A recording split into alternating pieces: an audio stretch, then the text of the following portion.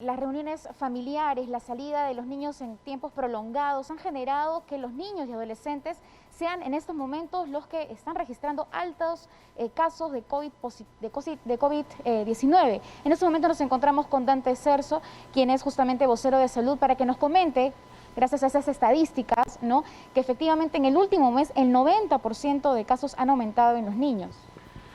Sí, así es. Si comparamos los nuevos casos semanales de la última semana versus 4 semanas anteriores, vemos que en el caso de niños aumentó en 90%, llegando en la última semana a 1.431 casos nuevos semanales.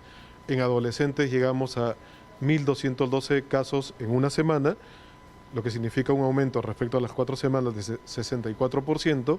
En jóvenes llegamos a 7.550 casos, que significa un aumento de 41%. En adultos, 24.700 casos, significa un aumento de 49%. Y en adulto mayor, a 7.933 casos, que significa un incremento de 51% respecto a las últimas 4 semanas. De hecho, el día de ayer el presidente Vizcarra habló de un rebrote, ¿no?, del COVID-19 y por ello se han tomado nuevas medidas. ¿Considera usted también que, digamos, el relajo de las reuniones sociales, familiares, ha generado que hoy los niños estén más afectados? Sí, definitivamente nosotros los adultos somos los que hemos incumplido las normas dadas por el gobierno, porque los niños y adolescentes están a cargo de nosotros, de los padres de familia. Si ellos están resultando cada vez más contagiados, es porque nosotros los estamos llevando fuera de la casa. Esa es la diferencia que ha sucedido. ¿Cuál es el registro que tenemos hasta el momento de los niños fallecidos por COVID-19? Tenemos arriba de 80, ¿no? Arriba de 80 niños.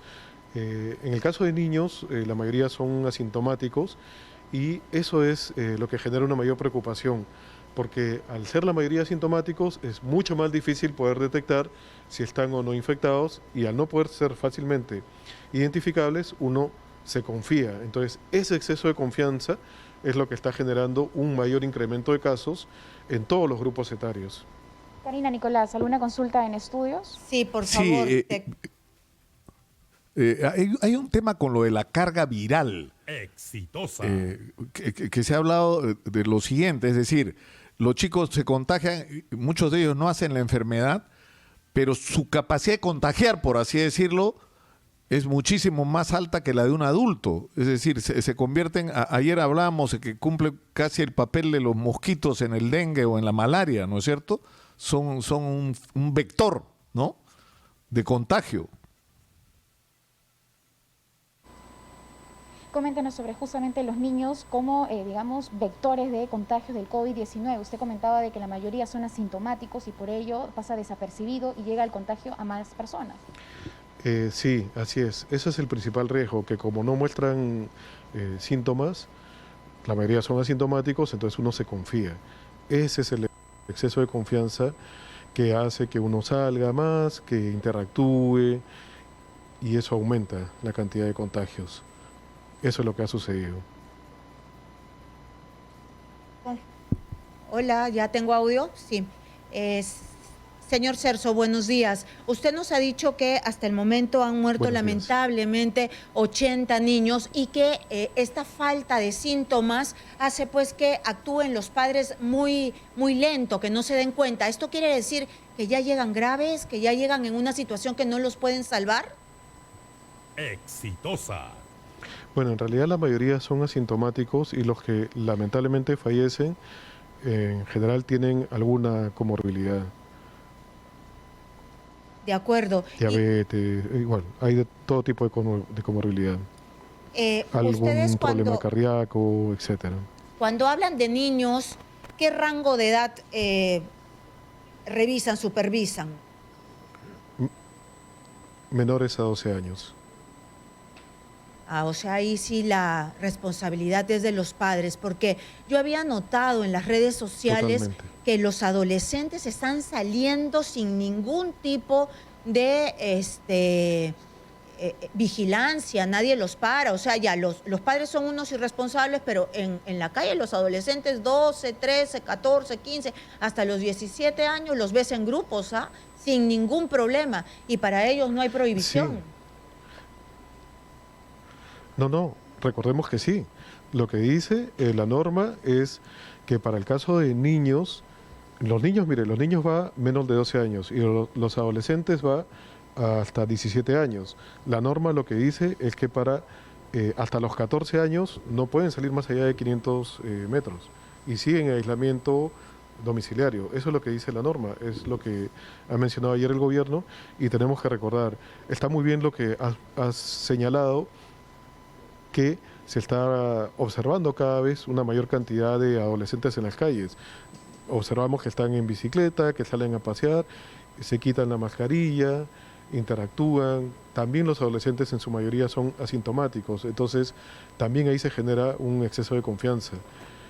Tanto en niños y adolescentes es mucho más difícil que puedan cumplir con la norma de bioseguridad de utilizar la mascarilla, porque por lo mismo de la dinámica que tienen sus actividades, se van tocando la mascarilla, se tocan los ojos, se tocan el rostro, ¿no? Entonces todo eso es lo que incrementa la probabilidad de contagio. Y en relación a los distritos, ¿cuáles son los distritos de Lima donde la epidemia ha golpeado más en estos días? Lo que podemos ver para el caso de niños, que es lo que estábamos evaluando, tenemos un semáforo, que acá lo están enfocando, y podemos ver por caso podemos ver por distritos y por regiones. Díganme ustedes qué desean, ver regiones o distritos. Las dos cosas, ahí estoy viendo que Cajamarca está bravísimo. Ya comenzamos, ¿no?, con regiones. Muy bien, comenzamos con regiones. Entonces, si pueden ver las imágenes, lo que vemos es esta barra de color amarillo significa el porcentaje de casos registrados en los últimos 14 días. La barra de color verde más allá de 14 días. Entonces, lo que vemos es rápidamente, en una mirada muy veloz, es que Cajamarca en las últimas 2 semanas para niños se registró 34% del total, se registraron en las últimas 2 semanas.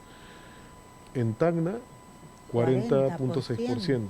En Moquegua, 38.8%. 38.8%. En Pasco, 38.2%. En Apurímac, 39.3%. Más. En estas regiones se ha registrado en las últimas 2 semanas. ¿Y en Lima y en los distritos de Lima? Que durante... Muy bien, vamos a ver los distritos de Lima. Vamos a poder acá enfocar los distritos de Lima. Y lo que vemos es que en las últimas 2 semanas se registraron...